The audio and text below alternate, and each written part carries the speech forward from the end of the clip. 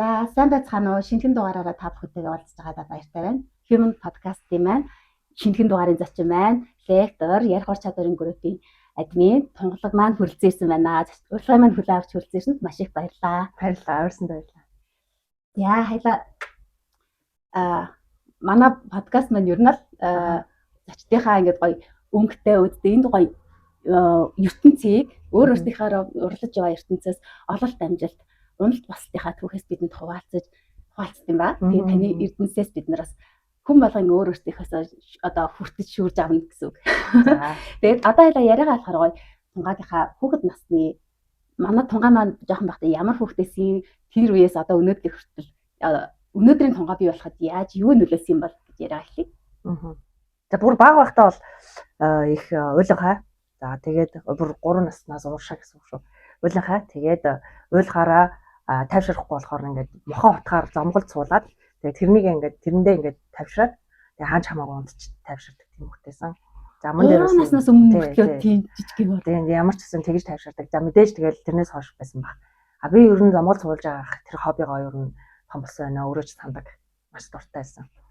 Тэгээд дараагийн нь бол баг сургуульд ороод ямар байсан бэ гэвэл аюух тийм өөртөө ихтэй. За тэгээд төрөмгийн гимээр өөртөө ихтэй. Төрүүлж биел ярил биел оролцуул. Тэгээд надад бусдтай ярилцахад ямар ч төвөг байдаггүй байсан. Тэгээд багш юм асуухад би хамгийн түрүүнд хариулах гэдэг бол надад их гоё. Сайхан мөн дээрээс нь төвгүй үйлдэл байдаг байсан. Тэгээд их онцорно. Тэгээд ингээд нөгөө удирдах манлайлах эсвэл одоо бусдын өмнө байгаагаас илүү их гоё онцгой мэдрэмж авдаг. За тэгээд шүүсаа манай 80-аад оныхан ч юм манай үеийнхэн ч ингээд нөгөө онц сурах сайн байх, алдаагүй байх, мундаг байх гэдэг бол зүгээр наацхан амьдралын шалгуур байсан. Онц сурахын хажуугаар гэрээ цэвэрлэн, онц сурахын хажууд төлөөмөө тусаа бэлтгэн, онц сурахын хажуугаар ингээд юм одоо хамжуулна гэдэг тийм. За тийм хүүхд байлаа тэгээд ийм хүүхд байсны гол учир нь юу вэ гэвэл эмээ. За би бол эмээ дээр өссөн, эмээгийнхаа ууган ачаахан. За тэгэл 2 заснаас хойш бол ер нь эмээгийнхаа гар дээр өсөж хүмүүжсэн. Намайг ингэж хөөртэй ихтэй. Тэгээд ямар ч одоо нөгөө намайг доромжилсан ч намайг одоо шоглсон ч гэсэн би хизээч одоо бууж өгдөггүй эсвэл ерөөсөө тэр сэтгэлд нэг эмзэглүүштэй ордоггүй. Одоо үе орчин үеийнхээ нөгөө шилжилтийн нас масан дээр бол одоо бүр мэдрэг биш өнгөрсөн байгаа. Хатсуусан гэхээс илүү зүгээр л тийм хүүхэд болтол нь ингэж хайрлаж итгэлийг маань ингээд бадраадаг юм үйлдэлүүдийг хийлэгдэг байсан. Жишээ нь тэр бол нөгөө өдөр болгон миний мөрөөдлийг яриулна. Тэгээд орой болгон надад нөгөө цуудын цагаагчгүй эсвэл нөгөө 15 толгой татгаалж ахар мангас гэдэг. Эсвэл нөгөө алтан үлээсийг хуган бургдаг үнэгний үлгэр те. Ер нь бол тэр үед номны сонголтч баг байсан баг. Би өсвөрлийн хөдөө суманд имээтэйгээ хойлохноо. Тэгээд бусад төрлүүдтэйгээ аав хаяа ер нь ингэж амьдардаг байсан учраас. Тэгэхээр эндээс би нөгөө цуудын цагаагчгүйг уншуулах болгондоо нэлээд жоохон том баг шүү. 3-аас хойш ууршаа биш шүү. Том болоод сургуульд орох тэр үеч 8 дахь учраас их уйлдаг тийм сэтгэл хөдлөл. Тэгэхээр би эмээгийнхээ үлгэрээс сонсож бас сэтгэл хөдлөлөө илэрхийлдэгийг сурж иж эмээгийн маань аамаад надад мөрөөдлийг яриулж бүр ингэ дээвэргэж те тэрэндээ яах вэ энэндээ яах вэ үйлдэл болгоом маань ингэ тод томруунаар харж мэдрүүлт өөртөө итгэлийн маань суулгасан тийм тайз байсан байна. Тэгээд одоо бодохны яг л яаж хэрхэн ямар арга замаар хүрхийгээ мэдгүй ч гэсэндээ ер нь л олны өмнө одоо тайзан дээр зогсож байгаагаар л өөрийгөө ярьдаг байсан юм байна. Тэгээд магадгүй одоо бол өдөгч хүрхэж байгаа энэ үедээ яг л тэр замдаа байна да. Тэр үед боддгийн ингэ нэг юм жасраа огцром гээл те. Анхны ерөнхийлөгч Багванд мандын илтгэлийг энэ төр сонсоол те. Тийм бүр хөдөөний сумын хөдөө байдаг хүүхд мөртэй тийм байсан. Тэгэхээр хүүхд нас маань бол миний эмээтэй зайлшгүй холбоотой. Тэгээд би эмээ гэж дууддаг байсан. Хөшөөж гэдэг байсан. Эмээгээ дуудчихаа миний хөшөөж те хөгшин болчих юм шиг надад санагддаг байсан. Тэгээд одоо нэрээ ярьсан чинь тухайн ярьсан чинь эмээ гэж ярьсан чинь их үү санагдав. Тэгэхээр хөшөөжтэй хамт. Тийм хөөрхөн хонгороо өөртөө ихтэй тэгээ хурдан шалгамгаа бодлогоонтой юмыг дандаа би хийн гэдэг өөрийгөө илүү эсвэл сайн байгааг харуулахыг хүсдэг тийм л анхаарлын төвд байх дуртай ахвалчтай хүүхд байсан юм байна да. Ямар гоё тэр эмээгийн яг тэр хүүхдийн тэр дотоод илэрхийлэх бүх боломжийг айгүй одоо асууад чиглүүлэх сонирхож байгаа байдлаар айгүй төрүүлдэг байсан юм шүү тий. Ямар тийм л юм байна. Тий одоо бодох нь. Ямар гоё. Одоо тий тунгагийн маань хийж байгаа ажлын гоё шүү дээ ингээд ярих ур чадвар гэдэг ингээд надад би бас тунгаагийнхаа шавь тэгээд ийм бас хүндэлж хайрж явдаг найз маань байгаа. Тэгээд ер нь ингээд нөгөө миний ойлголтоор хаа ингээд ярин хэлнэ гэдэг чинь үгийн сайхныг үгээр ер нь хүнийг басгаж бадаг энэ төр гэдэг чинь энэ гоё үгийн гайхамшигтай гоё нэг яриад өгөөч. Тий. Тэгээд Харвардын эрдэмтэд бас намайг юуны төлөө явж байгааг минь сануулсан судалгааны бүтээлийг гаргаад тэрийг дэлхийн бестселлер ном болоод дэлхийд даяараа энийг нэг одоо өнцгөөс ойлгож аваад баяртай байна. Энэ бол сайхан амьдрал бүтээл те. Харвардын эрдэмтэд ялангуяа Монголын нөхцөлд бол энэ социологийн судалгаач их залуу байна. Дэлхийн хувьд бол айгүй том судалгаанууд хийгдсэн. Тэрний нэг амьдралд хамгийн ойрхон бас дээрэс нь хамгийн одоо хүмүүст хүртээмжтэй аргачлалаар хийсэн судалгааг бол тэр судалгаа гэж бодож байна. Тэр нь юу нэхээр хүмүүсийг зүгээр 3 үеийн турш буюу 87 жилийн турш та аз жаргалтай байна уу? Аз жаргалтай болгодог юм чи юу вэ гэж асуух асуумжаар үргэлжлүүлээд 3 үеийн турш яг Америк хүмүүс л байна л да.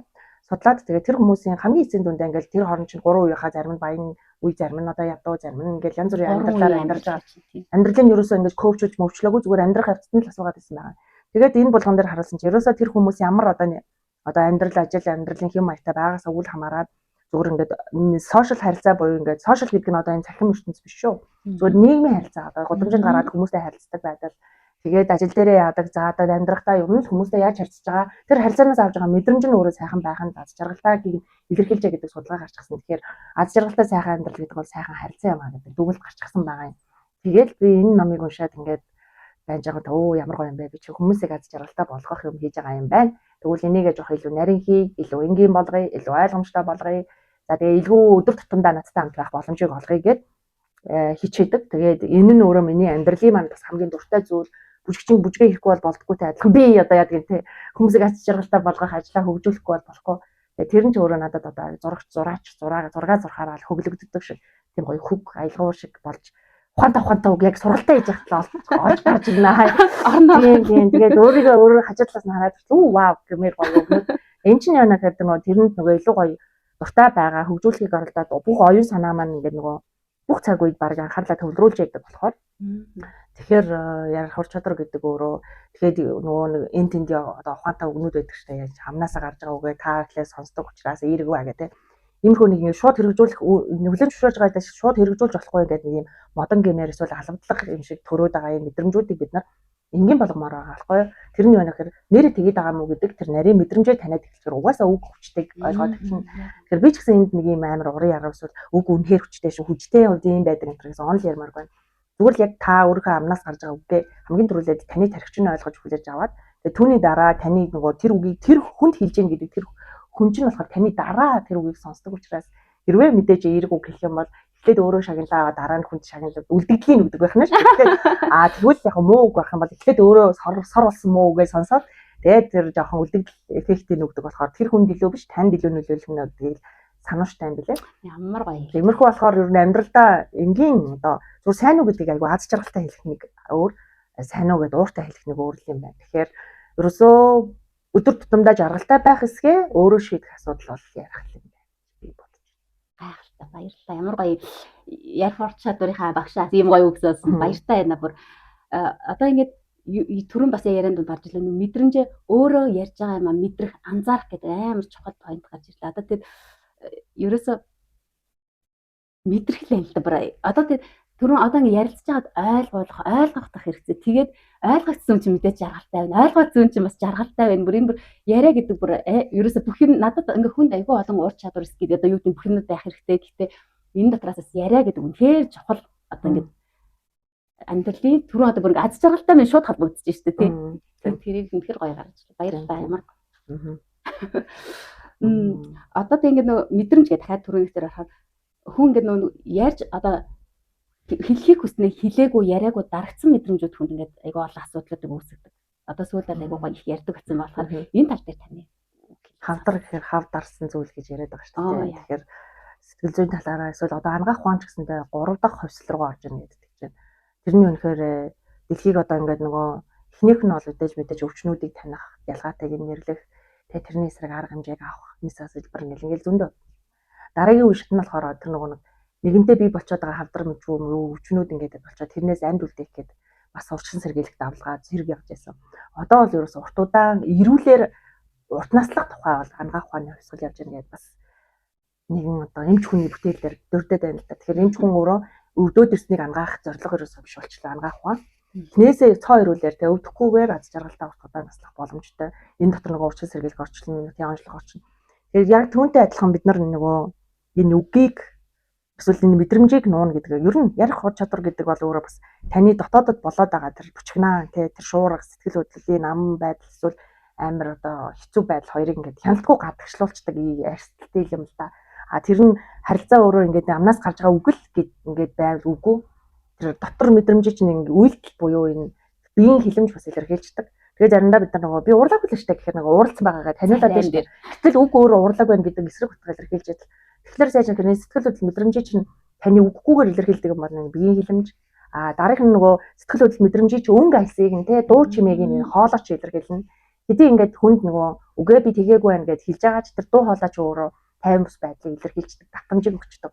За тэгээд түүний дараа үгийг яг нөгөө тэр дуу хоолой, тэр сэтгэл хөдлөл мэдрэмжтэйгээ тэгээд тэрнийг илэрхийлж байгаа биеийн хилэмжтэй цуг гаргаж өгнө гэдэг бол өөрөө ингээд нөлөөлөл буюу яриа байхгүй юу.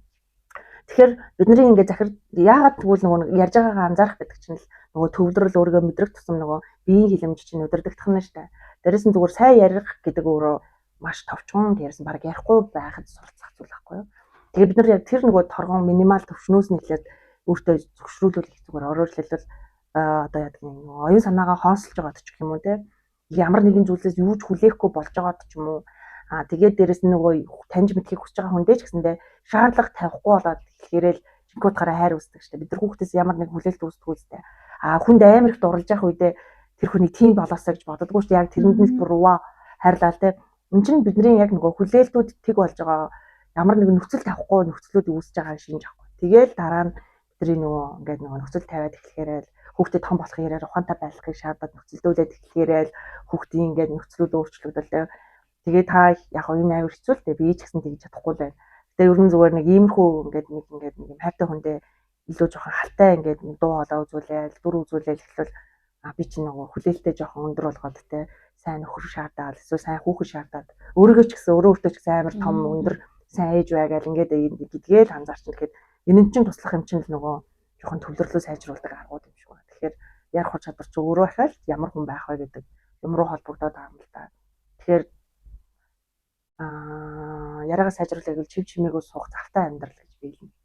Гэт юунд ч ярахгүй, юунд ч одоо санаа зовхгүй, тийм завтай юм шиг. Одоо ч бид нар тийм хуцаа байхгүй тэр хүнийг бүр завтай бүр уйдцэрсэн нөхөр гэж байгаа боловч тэр чинь нөгөө хөгжлийн хамгийн том одоо шийх тахгүй юу.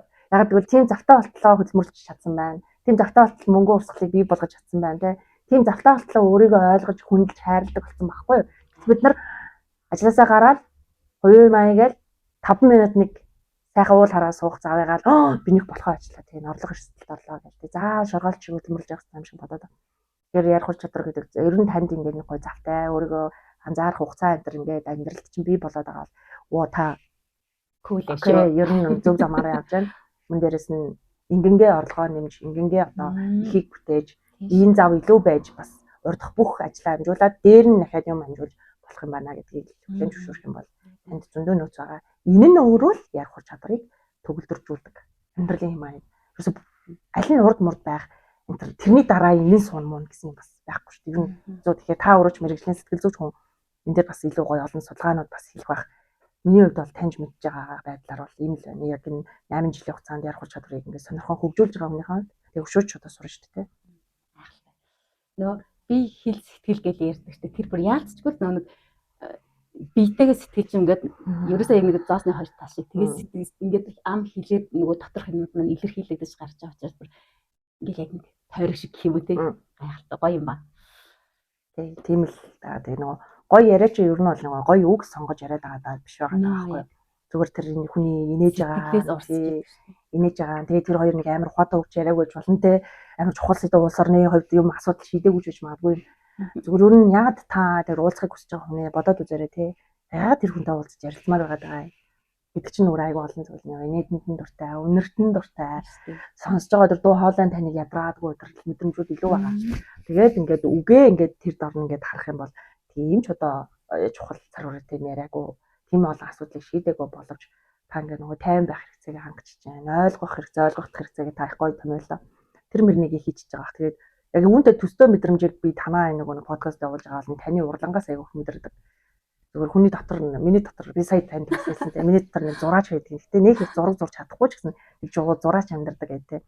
Түүнтэй адилхан нэг ингээд бас тэр ярианы уулзалтын тэр орчин хүртэл хүнд ингээд гоё мэдрэмжүүдийг өгдөг. Баярлалаа. Тэр чинь л ярианы чинь нэг хэсэг. Тэгэхээр та ингээд төвхтөө санагдаад байвал орчноос солих, нүүдэл хийх гэх мэтчлэн юмнууд тэр чинь бас яриаг сайжруулах арга гэж би л үзнэ. Тийм шүү дээ. Орчин бас айгүй маш чухал байдаг. Гэхдээ боломжгүй байлаг одоо заавал ингээд орчин заавал ингэж идгээ бас тэгээд өөртөө жижигхэн тийм орчин хэсэг бид нар бүрдүүлэх бүрэн боломжтой. Тэгээд хамгийн гоё нь яг сая хинтээ нөгөө хүний нөгөө vibe мэдэрдэг шүү дээ бид нар яг тэр айгүй чухал байдаг. Тэгээд одоо ч ганцаараа ингээ аялаад явхад нөгөө асуудалтайгаа л явж идэг бид нар хааж ясан ер нь бол зүхтаана гэж байхгүй шүү дээ. Тэнгүүд хинтээ очиж уулзж хинтээ би харилцаж гин гэдэг тэр айгүй гоё нэг баг талент өөрийг харж байгаа ч юм шиг үгүй сонир мэдрэмж байдаг. Тэр тал дээр яг нэг хууг нэг хөгжлийн онлоор олон ингээ network skill гэж ярьж байгаа шүү дээ. Одоо та хүрээлээ ямар хүрээлэлд өөрийгөө байршуулна тэн дотроо ингээд өөрийн чинь үн цэн өсөх эсвэл өөрөө сурч үүсгэх эсвэл бизнесийнхээ царгуурыг нэмэх эсвэл одоо тэр тал тэр таны тойрон хүрээлж байгаа хүрээллийн нөөц гэдэг бол танд аягүй том нөөц гэж ярьж байгаа. Энийг Монгол хүүгийн хэлэнд ч монголчууд ч гэсэн эртээр үгээс ярьж байсан 100 төгрөгтэй явснаас 100 найзтай яв гэл нэг нь л хэлжсэн гэсэн юм шиг надад санагдаж байгаа юм. Тэгэхээр аялал дээр за бас дээрэс нь одоо vibe нийлдэг буюу ингээд нөгөө нэг өөрийн харах өнцөг зорж байгаа зорилго vibe гэдэг сувг тэрнийг нөхцөл байдал нийлнэ гэдэг чинь аягүй олон зүйлээр байхгүй багталсан. Эсвэл амьдралын асуудал нэг байгаа хүмүүс vibe нийлж байгаа юм шиг мэдрэмж өгнө. Эсвэл зорж байгаа зорилго за хийж байгаа зүйл дуртай зүйл за тэгээд одоо хобби гэлтэй эсвэл шин мэдрэмжээрээ холбогдож болно гэх мэтчлээ. Тэгээд аялж явах үе гэдэг нөхцөл байдал юу болж байгаа юм гэхээр хүн өөрөө нөгөө орчноос тасарч байгаа асуудлууд ингээд дотор явж байгаа ч гэсэн яг тэр орчин эсвэл тэгээд Улаанбаатар тахаар Улаанбаатар ингээ алхам тутамд ингээ нэг юм илүү таагүй нөхцөл мэдрэгдэх гээд штэ ингээд хичнээн эерэг нөхөр гэрээсээ гарсан ч гэл нэг тэгээд нэг юм устар уран сайхны зүтгэлтэн болчоод байгаа. Ялтчгүй те. Заримдаа бүр ингээ бүр айц төрж байгаа байхгүй. Нэрээ хүүхд мань яах вэ гэдэг. Тэгтэл бид нар ингээ нөгөө нийгмийн стресс аваад байгаа байхгүй. Тэгтэл нөгөө аялал гэдэг нь яг эндээс аваад гарчхаар тодорхой хэмжээгээр бүр шууд автомат хасчихж байгаа шиг. Тийм төр завсар байгаа. Тэгэхээр дотоод асуудал явж байгаа гэсэн үг те. Тэгээд нөгөө ганцаараа аялал ганцхан нөхөртэй явж байгаа тэр нөхөр танд айгүй таалагддаг. Тэр чинь нөгөө та тий. Тэр нөхөр яадаг л гомдол нөгөө аншигнаа тий. Хадаад дотоод явсан ч гэсэн нэг айтайхан нэг юм шүмжлэхгүй байжхгүй тий. Гэх мэт чинь тэгэхээр тэг хамгийн дөрүүлээд нэг өөрөө өөртөө ярих буюу тунгаа таалагдах болтлоо бас их уддаг юм байлээ. Тий. Алдаатай мадагтай таалагдаж хүлэн зөвшөөрөн гэдэг бол айгүй хэцүү нөгөө эхний асуултан дээр хариулсан тий. Төмний дунд од байх хүсэлтэй охин тий анх удаа чадахгүй мэдхгүйгээ мэдрэх тэр 30 насны зур агуу архи ямар л тэ бүтлгүүтэл бол надад бол ихийг харуулсан. Тэгээ түүнээс хойш би одоо юмныг одоо эерэг сүргийн хандлага өөрчлөгдсөн. Асуудалд хандах хандлага маань өөрчлөгдсөн. За илүү одоо их баярлах, талархах мэдрэмжийн үн цэнийг ойлгосон. Өөртөө байгаа зүйлсийн одоо жинхэнэ мөн чанарыг мэдэрсэн. Тэгээд тэр бол аягүй чухал байгаа байхгүй. Тэгэхээр энэ мэтчлэн тэгээд ахаад амьдралын маань урдтай 60 50 настай 70 настайд юу тохиолох юм мэдэхгүй байна тийм болохоор 70 наснда том брендийг нэг ч юм уу мэдэхгүй миний зорилго эсвэл миний нөгөө боломжтой гэж бодох хаалгаал хаахгүй бол ер нь бүх хаалга нээлттэй байгаа байхгүй тийм болохоор би одоо 40 нас хүрээд шинэ мэрэгжил эзэмшиж болно 55 наснда би Оскар авч болно яагаад болохгүй гэж тийм гэх мэт би 60 наснда одоо яадгийн зураач болоод өөрийн одоо цэцлэнгээ хийж болно би балет ч болох уг нь бол онлынхоо хувьд бол боломжтой байгаа байхгүй тийм яг хуу гэх мэтчлэн байхгүй тэгвэл тэр ертөнцид рүү орох бол боломж байгаа мэргэжлийн хувьд хувьсдгүй маа гэхэд бид нар лайтын урлаг руу орж болох боломж байгаа. Амьдрал одоо сайн ингээ ярианаас нэг бол амьдрал юм бол нэг юм тэмүүлэлтэй ингээд сонирхолтой юм одоо нэг тийм мэдрэмж төрлөөл таа баярлалаа нэг энийг ингээ чөлөөтэй хаваалцж байгаа. Баярлалаа. Өөртөө урам өгдөг арга л та. Гой харин ер нь хүн тийм гой тэмүүлж ингээд нэг харах зүгтэй эсвэл намайгаас айгуу тэгдэгс ахын чи ямар олон юм сонирхдаг ингээд ер нь жоохон тэгэж зэмлүүлдэг гэсэн. Гэтэл тэр чи ирээд одоо даваа талаачаад байна. Тэгээд бас одоо нэг гоё ингээд нэг асуух гэдэг нэг түрүүн бид нар ингээд сая хүүхэд нас ярьж байсан. Ингээд хүүхэд байхад бид нар ингээд цаг үе болгон өөр одоо энийг юу гэж хэлмээр надад нэг цаг хугацааг ер нь өөр юу гэж боддог вэ? Тийм шүү дээ. Одоо ингээд Elon Musk-ийн түүхийг эсвэл би Steve Jobs-ийн түүхээс ингээд дэлхийд даяараа сурж байгаа шүү дээ. Бүгд тийм байх ёстой юм шиг. Тэр л амжилт юм шиг тийм. Тэдний түүх болохоор зүгээр л би Steve Jobs-ийн түүхээс нэг юм аваад ингээ өөртөө нагаа адилхан болгож чаддаг. Тэр түүх нь юу гэхээр Steve Jobs-ийн зүгээр л мэдээлэл зүйн багш нь хуучин компьютер хавчиж өгч таарсан. Зүгээр тэр мужид зөндөө олон сургууль агаа зүгээр тэр багш илүү нэг хүүхдүүдэд илүү креатив хандаад. Тэгээ тэр компьютерыг заадалж ухсарч те одоо хэрэггүй болсон компьютер дээр чи хүүхдүүд янз бүрийн ажил хийн те. А бусад мэдээлэл зүйн багш нар яг нөгөө ондын дагуу ингээд үгжсэн. Яг хөө тэгмээр байсан ч одоогүй ч биш магадгүй байхгүй. Тэгэхээр зүгээр яг нэг тэр момент тэр одоо боломж тэр зүйл ингээд хөдөө тосгондч болчих болно. Тэгээд бидний ингээд зарим бестселлер номнууд ч ингээд ховдоос Харвард руу энэ гэж байгаа. Зүгээр тэр момент л байхгүй. Тэгэхээр нэг юм зориг тавьчвал тэр боломжуудыг бид нэр ингээ өөрөө таньж мэднэ. Зорилгоо тодорхойлог байсан ч гэсэн амьдрал бидэнд ингээд нэг юм бүтлгүйтлэр эсвэл нэг юм яалтчгүй ингээд зогсолтоор эсвэл бүр зүгээр амжилттай дүр зураг гарч ирнэ. Тэгэхээр та хаана төрж юу хийж ямар байна гэдэг чинь өөрөө маргашгүй үнэн нэг зурагдсан ч юм уу тохиол байлаа. Тэгээ түүн дээр ингээд байгаа жижиг боломжуудыг та өөрөө танин мэдэж авч болно. Эсвэл танд өөрөө боломжууд ирж байгаа мэт юм одоо нөхцлүүд үүснэ тий. Тэгэхээр ерөөлөл тэр агуу түүх буюу одоо бидний бариад байгаа iPhone энтрийн түүх Steve Jobs гэдэг нөхөрт яасан байх вэ? Дэмжт багш нь зөвхөн тэр тосгон дамжиж байсан. Тэр одоо задрагаа их боломж гэдэг өөрөө харах онцгой нээсэн ч юм уу. Яг эндээс ингэнгүүт нөгөө бид нарт зөрөөд өнгөрөх хүн одоо таны жишээлбэл лайв одоо ингэ сургалт хичээлээ сонсож тэндээс хүн нэг үг сонсоод тийм чи амьдралаа өөрчилсөн юмас зөндөөл байгаа байхгүй ингэ нэхгүй. Надад бүр яг сая цаг хугацааг ингэнгүүт одоо ингэ нэг одоо та ингэ шимхэн хөөрхөн мамаатай ээж байгаа. Ээжийн цаг үеийн хэцүү болон одоо ингэ нэг даван тооллуудаас одоо бас ингэ дөнгөж хүртэ гаргаад ингэ байж байгаа залуухан ээжүүд маань ингэ юмнаас хоцорсон юм шиг янз бүрийн мэдрэмжтэй байдаг. Эсвэл одоо юу гэдэг нэг ингээ ажил карьераа хөөцөлжсэн гинт нийгмээс ингэсэн ч юм одоо янз бүрийн мэдрэмжтэй байгаа тийм ээжүүдтэй бас ингээд энэний хадлаа бэлтээний хоёлаа хаваалцсан. За тийм ээжүүд байх юм бол аль тэврээ. Хамгийн сайхан цаг тэврээ тий. Тэгээ хамгийн жаргалтайгаар хамгийн их гэрээсээ яммаар тий хамгийн их одоо яадаг чи юу хүсэж байгаагаа мэдэхгүй байх үе юм байна. Гэтэ та нарыг тэврээ. Бид нар бүгдээрээ л адилхан яг би физиологи дээр болж байгаа өөрчлөлтүүдээс олж бидний амьдралын уртлын түүхийг яаж бичигдснээр шалтгаалаад даван тулах хурдан ачаал авах чадвар нь гэх юм уу ингээд өөр байна. Тэгээ миний хувьд бол ингээд нөгөө аль болох чадхаараа л хажуу ээж болсон ээж тэрөө ээж болсон түүх угаасаа урд нь байхгүй байгаач тэрөө тэгээд ямар ч байсан нэлээд гайгүйгээр туулж байгаа боловч хэцүү үе юу хэцүү биш юм аа. Ийм хүсэлтэйгээ зөрчилдөх үе аяг их байна. Тэгэл ягаад ээжийн тухай подкаст ийм их байдгийг тэгэл ягаад эмэгтэйчүүдийг ингэж чухалчил тавиад байдгийг одоо л ойлгож байна. Уг нь бол ирэмгүүл баймаараа санагддаг байсан боловч яг хаа онцгой л энэ туулалтыг туулдаг юм бэ. Эрэгтэй хүн бол өөрийнхөө яг тэр нөгөө үрийг бусдад суулгачиж байгаа учраас үрийг дагсан бие физиологийн өөрчлөлт баг боловч гэхдээ сэтгэл зүйн болон амьдралын ачааны дарамтыг яг л адилхан туулдаг юм байна. Адилхан аа болох энэ амьдрал чинь тэр хүнд бас new me байгаа те. Надад бас ээж болсон new me байгаа. Тэгээ миний ингээ нөгөө надгүйгээр хяналтгүйгээр хийж байгаа юм сэтгэл зүйн өөрчлөлтөө зан аашийн өөрчлөлт гэж хэлээ дөө нэг сэтгэл зүйч биш юм. Яг гүнзгий очвол байна штэ те. Зан аашийн өөрчлөлтүүд бол илүү жоохон эффекттэй боловч дарамт түгшүүрийнхаа яг адилхан юм байна. Тэгээ тэрнийг бас туулаад басныхаа дараах амьдрал руу эртөө хүн бас чиглэж гээд ингээд гэхдээ бас нэг дээрээс нь ингээд нэг юм хүүхдээ олчоор юм мөнхийн хариуцлагатай 90 100 л орчдөг юм байна те. Ингээд нэг юм сэтгэлээс уяатай те. Юу ч юм нэг юм байдаг юм байна. Тэгээд яг жаргалтаа мөртлөө жоохон айц ингээд байх гал эсвэл зөрөгтэй ч айгүй тийм нэг юм ёстой л шатсан үед нөгөө 100 зараа зулцахтайгаа дотор орлоо гэж байгаа бол ингээд нэг хүүхч байна уу хүүхдэн хүүхч байна уу танил мэдрэмж босноор олон хүүхдтэй ээжүүд илүү гоё ингээд өөрийгөө ойлгож авдаг баг. Миний хувьд дөнгөж ихний хүүхдийг ингээд 40 хүрэхийнхаа үед гаргаж байгаа үед бол ёстой яг нэг ингээд нэг тийм 100 зараа дотор орж байгаа юм шиг тийм мэдрэмжүүдийн нөгөө холилдоонд явж байна. Энэ юу яг л таних гад үзэж штэ тий. Тийм таних гад үзэж байна. Зарим нь ингээ хажуугаар нь зөрөөд харж байна. Яаж тунгаа юу ганцаараа туулж чадах нүггүй юу гэж харж байна. Зарим дээр нь яалчгүй тусламж ирж байна. Тэгээд тусламж ирээд тэр нь ингээ туслана гэж бодож байсан хүмүүс туслахгүй байх юм уу? Эсвэл одоо тус гэдгийг таньж мэдж байна. Гэр бүлийн үн цэнийг мэдж байна. Зүгээр яг л нэг юм амьдралын том. Тэгэхээр эрт нөгөө ээжүүд болсон хүмүүс чинь нэг ингээ эртээж болохоор амьдралын бусад юмыг ингээ анзаардаггүй гэж ярих гэдэг үгүй л юм байна. Харин ч бүр хамгийн эрт ингээ хариуцлага руу ороод тэгчдэг ч юм уу. За мэдгүй би энийг бол өстой томьёолж мэдэхгүй байна.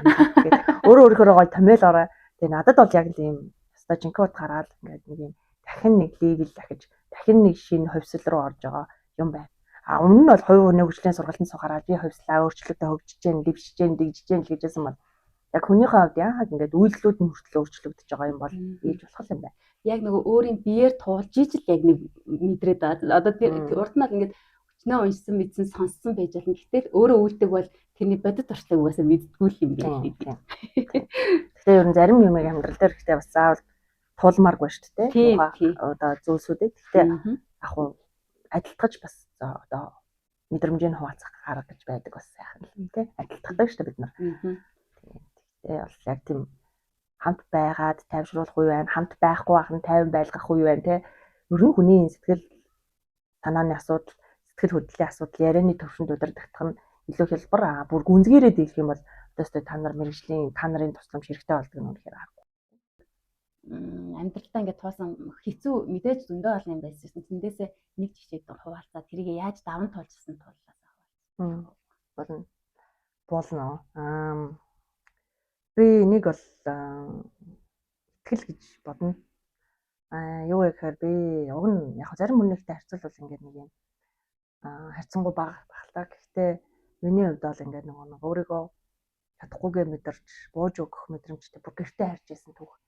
Яаж исэн бэ гэхээр 2017 онд 30 нас хүрээд гэр бүл зохиогоогүй. Тэгээд айгүйх тийм том зорилготой. Тэгээд тэр үедээ бол ингээд улс төрчийн туслах гэдэг байлаа. Тэр үед ингээд надад ингээд нөгөө чадахгүй зүйлсүүд маш их байсан байхаас гадна нөгөө амьдралд ингээд нэг тийм яг чадахгүй болж байгаагаа мэдрэх тийм мэдрэмжтэй яг нүүр тулсан. Бусад үед дандаа ингээд нөгөө чаддаг, мэддэг, эсвэл сайн байж чаддаг ч юм уу байна гэж өөрийгөө үнэлжсэн. Тэгсэн чинь миний аав эгч над руу яриад нөгөө миний тухай айгүйх юм яриа гараад дээрэс нь одоо худал цууг тараад дээрэс нь ажиллаа хийхгүй байгаа гэдгийг маань бүр шууд удирдлага маань гэрийнхэнд мань хэлээд за тэгээд хийсэн болгон маань ингээд нэг тийм айгүй муу ялангуяа эмэгтэй хүнийг нэг юм нийгэмд нэг юм ухаантай биш умдагныхаа ачаар ажил хийцэн тий одоо чадвартайтай биш одоо тий секси ачаар амжилтанд хүрсэн гэдэг яриа яагаад гэдгийг би өрдөө мэдгүй тий анх удаа хүний нэрийг харлуулахад маш амархан шүү дээ. Тэгээд ингээд гайхаад одоо ингээд сүүлд нэг нийгэм том жишээж хүртэл байж дээ болор эрдэнэ сайдын тий ажлын монголчууд ерөн захим шилжилтийг тэр хүний ачаар хийсэн шүү дээ. Тэгэхээр тэр хүний тий яаж юм тий эргэн эрэлтэнд гоё байна. Эмэгтэй хүн яг эргэн эрэлтэнд гоё байдаг. Тэгээд тэгтэрээс ингээ гих мэтчлэн байсан. Яг тийм нөхцөл байдалтай тулгараа. Тэгээд тэр үе чинь гэр бүлэг болохоор чинь тэгээ чинь ингээд яг тэгж буруудах гэдэг аягүй сайхан тий сэнгэл сайхан залуу ингээ сэргэлэн цовоо эмэгтэй чинь ингээд алны анхаарал татж байгаагаа ч мэдэхгүй байлаа. Тэгээд тийм болоход ингээ бүх хүн буруудахад тэрэнд итгэцэн байх үед яг хамгийн сүүлд би бүр нойрготойд тий сүүлдээ ингээд нервтэд бүр ингээ амарч чадахгүй болдог. Шөнийн 3 зарим аваад дэлгүүр явж байдаг те гих мэтчлэн байсан үед ингээд нөгөө манай ач гэрийнхэнд маань ингээ нөхцөлийг дандаа тэр байдлаар хэлэхээр би гэрийнхэн маань тэгж ойлгож байгаа. Яана гэл анх удаа нөгөө мундаг сайн байсан охин чинь гэрийнхэндээ ямар хар мэдээнүүдийг өгүүлж जैन те. Тэгээд тэр нь бүгдээр худлаа байх чинь аюу юу юм бэлээ. Тэгээд яаж чадахгүй байлаа. Тэгээд харин манай ач надаас ямар нэг юм асуугаагүй нэг өдөр чамайг юу гэж хинч юу гэж хэлсэн байсан гэсэн би чамд итгэж байна. Тэгээд эмээ ээж эгчтэн байгаа одоо байгаа мөнгөний 20,000 төгрөг шилжүүлье. Дуртай хоол аваад ирээ гэсэн. За тэндээс би яг тэр итгэлийг ойлгосон тийм. Итгэл тэгээд дээрэс нь гэрийнхэндээ гэр бүлийнхэндээ ингээд ямар нэгэн тайлбар хэлэхгүй ингээд нуугаал сайн байх гэж оролдоол шалтаа буснаа мэддэхгүй байх гал ингээд үзээд тахтс хэцүү байгаа ч гэсэн. Яг тэгээд хэлэхэд би ингээд айгуугаа тайвширсан байхгүй. Итгэл байгаа үед хүн босдог юм байна тий. Итгэж байгаа хүн нэгэн хүн байхад ч тэр нийгэм тэр чигтээ за одоо 3 сая хүний 2999 таныг одоо хог шаар навш янхан чигээр нь дуудаж яхад нэг л хүн тий. За гэрийнхэн маань бас дуудаагүй л дээ. Гэтэ нэг л хүн үгүй би чамд итгэж чинь гэх нь өөрөө хүнд айгуух их. Тэгэхээр бид нар одоо нийгэмдэр би бинэ тэгж байгаа л үгүй л. Тэгээд дээрс нь бидний ингээд доор нь сивж байгаа комент ардаа ямар эмхтэй эсвэл ямар гэр бүлийг хэний зүрхийг шархлуулж адгүй хорвоогоос явах шийдвэр гаргуулж байгааг бид нар мэдгүй. Гаргачлаа бид нар хүн алчсан. Тэр хүн бол осорч юмаа шүү дээ. Гэх мэтчлэн байгаа байхгүй юу? Тэгэхээр тийм учраас эн чинь гэр бүл дотор айгүйхан байгаа. Ийм тохиолдол байгаа. Тэгээд би тэрнээс хойш би ерөөсөө ингээд нэг юм амжилтдаж эсвэл гэртээ харахтааш нүүр бардамаараа би бүтэл хүртчихлээ гэж харсан тий. Хинч надаас асуугаагүй хамгийн гол нь гэр бүлийнхэн маань хинч намайг буруутгаагүй. Миний тавьсан нөгөө өөрийг бүгдээрээ дарж өгсөн тий. Гэх мэтчлэн байсан. Тэгээ би гэртээ ингээд очиод эргэж очихдоо амралтгүй ажиллах юм шиг сэтгэл зүйн ингээд айгүй хэцүү ахыг одоо зүйлийг ингээд айгүй амарсан. Тэгээд ингээд би юу дөө тий. Тэгээд тэр жилээс би анх удаа ингээд эрүүл зүй амьдралын тэнцвэр гэж юу юм. За одоо хөдөлгөөний чухлыг сэтгэл санаагаа арчилгахыг дан ганц одоо урдаа байгаа ажлыг эсвэл дан ганц нэг ажлын зорилго, карьерийн зорилго хүний амьдралын бүхэлдэг зүйл бишийг маш олон зүйлийг ойлгож, гэр бүлийнхаа үн цэнийг ойлгож, надад итгэдэг хүмүүс байгаа гэдгийг одооч хүртэл би одоо ямар ч нөхцөл байдал өөр намайг одоо ундаахгүй байна. Яг бол бэгчийнхаа тэр үгийг хизээч үргэлж санана. Бүгд биш 8 тэрбум хүн байлаа гэхэд миний ч надад итгэж байгаа гэдэг тийм одоо тийм итгэлийн хүчтэй. Дээрэс нь аав маань надтай яг тэр үед хамт байсан. Гэх мэтчлэн нэг хүмүүс ингээд амьдралдаа ингээд тусдаа гарахаагаа ч юм ингээд гэрэх нэг улмал ингээд нэг байдаг зүйл ямар ч үед гэлээ байдаг шүү дээ. Гэтэ яг тэр нэг юм нэгэн тохиолдолд бид нарыг нөгөө мянган тохиолдлын ард гарах хүчийг л өгөх юм байна гэж би ойлгосон. Одоо ч гэсэндээ би ямар ч шүүгэнд нэг шархлахгүй байгаа. Яг тэгвэл би яг тэр мөчийг яг тэр чигт ингээд хадгалсан. Тэр 20,000-ыг хадгалж чадаагүй л да мэдээж мөнгөс юм чи хоол авч идэн те. Гэтэл ингээд нэг 20,000-ын дэвсгэр болгондоо тэр хүчийг надад харуулна. Тэгээд би одоо хичрүүгээ ингээд үргэлж уцтаал ухаантай охин болсноогүй бас л үгүй те. Гэтэ би үргэлж тэрийг ингээд надад итгэж байгаа даа гэдэг тийм бүр маш том итгэл ингээд бүр ингээд дархлааны систем шиг тогтсон гэх үү. Тий.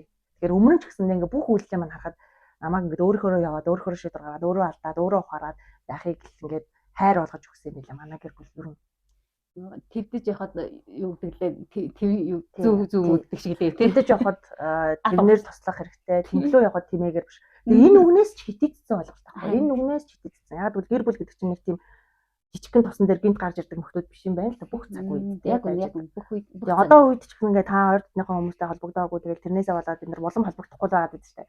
Тэгэхгүй ч гэсэн тэр хүн ингээл нэг ингээл тэгсэн юм яриа. Тэгээ шав шалтан тэр хүмүүсийн гар дээр ирдэг шиг шав шалтан та ямар нэгэн сол хэрэгэм эрх мэдлээ өөр дээрээ наагаад яваад байгаа ч гэсэн тэр хүмүүстэй шав шалтнаараа харагддаг те. Бага тунгаа гараад харагддаг. Гэхдээ тэр хүмүүс ч бас ингээд урагшилж байгаа юмд ч бас урам өгж идэг юм байна гэж би харсан. Хайлаа одоо ингээд гоё тунгаагийнхаа хийдэг тэр гоё нийгэмдээ хүмүүстэй ингээд түгээдэг тэр гоё ажил мэргэжлийнхэн талаар гоё час хийсэн гоё баярч. За би ч бас амжуулаа л тий. Гоё жүржээр дайлуулад. За жүржийг санахаар хүмүүс шинэ жил санагддаг та яг адилхан. Зүгээр намайг санахаар хүмүүст ингээд нэг юм эхлэх гээд байгаа зориг хэрэгтэй үед нь очиод хамт байжсан. За ямар нэгэн өөрчлөлт хийх гээд ярих гэхээр болохгүй байх үед нь ингээд нэг юм чадангээс хамгаалчихсан мөчүүд л ингээд яг энэ шинэ жилийн жүржний амт шиг ингээд үлдээсэй гэж бодоод ажилладаг. Тань тийм өдрөн байдаг шүү. Ашгүй. Тэгэхээр ийм хүмүүс айгүй тийм олон байвал гоё шүү дээ. Тэгээ бид нар чинь хайртай хүмүүсийн тийм л дурсамжаар айгүй хөглөгддөг шүү дээ. Хамт байсан байгаагүй ч хоолойрон зайд байсан ч гэсэн яг тийм дурсамжуудаа хүчээр ингээд айх үедээ ганцаарддаггүй, шантармаар үедээ урагшилж чаддаг.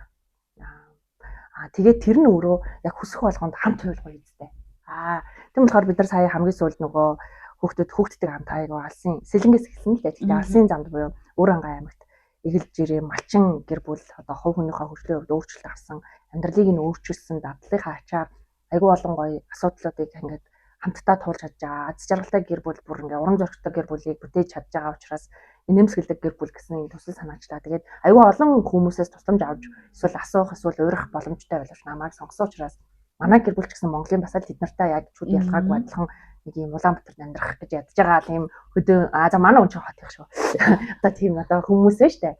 Тэгээд бид хоёр хамгийн гол тус нь очихл байсан тий. Энэ удаа очих байсан. Тийм болохоор бид хамт очиод Өөрөнгөө аймагт энэ төслийн нээлтийг хийгээд олон нийтийн сургалт хийгээ. Манай зөв нүүдэл төсөлч ч гэсэн ингээ олон нийтийн сургалтыг ингээ хөгжлөөр одоо нийгмийн сайн сайхныг бүтээнэ гэдэг итгэлээ өмчлөөр Монгол хүнд суралцах боломж тэгш байгаасаа гэдэг урайтай зөв нүүдэл зүрхний төсөл гэдэг ба шүү дээ. Тэгээд зүрхнтэйгээ ингээд зүрхнээсээ ажилтдаг учраас. Инээмсэглдэг гэр бүл хоёр яг огтлцчихсан учраас манай төсөл хоёр уулзаад дээрэс нь хүнийхээ хамт очиж оролцоод ирлээ. Тэгээд малчин хүмүүс гэдэг зүйл бол одоо зөвхөн одоо шинэ цаг үед бол одоо амжиргаатай арчаатай бизнес эрхлэж фермерүүд болж хувирах уу, өв соёлоо тайн яг л одоо өмнөхөөрөө ондоочлог бүтээх үү гэдэг яг энэ торгон замын уулзуур дээр байна. Харин одоо энэ дээр залуу хүмүүс цаг хугацаа орон зай ажиллаж хийж байгаа ажлаас үл хамаарч хувь хүний хөгжлийн одоо хөгжүүлэх төр зорилгоор нэгдэж болдгийг харуулсан тод жишээ болсон. Тэгээд би очсондоо маш их баяртай байгаа. Тэр хоёр маань өнөөдөр Улаанбаатар дээр таны урлагийн гаднаас бус шижуулчлаараа оруулж танилцуулдаг гэж гих мэдчлэн одоо нөгөө малчин гэр бүлч гэсэндээ Улаанбаатарын хоёрын хооронд ажиллаж амдрангаа хувийн хөгжлийн чиглэлээр сургалт тэгээд олон улсын төвшин одоо хувийн хөгжлийн сургалтын багш нар болоод тэгээд уламжлалт хамгаалал аж ахуйгаа эрхлээд үр хөвгтөө сургаад төсөл санаачлаад Монгол орноо тойрно гэж гой. За тэгэхээр одоо энэ одоо та бусдын төлөө зүрх сэтгэл гаргавал та яаж амьдарч байгаа эсвэл одоо нөхцөл байдал ямар хэцүү эсвэл та тааламжгүй байгаас үл хамаарч та хий гэж тэгвэл гаргалгаа олдно хийж болно.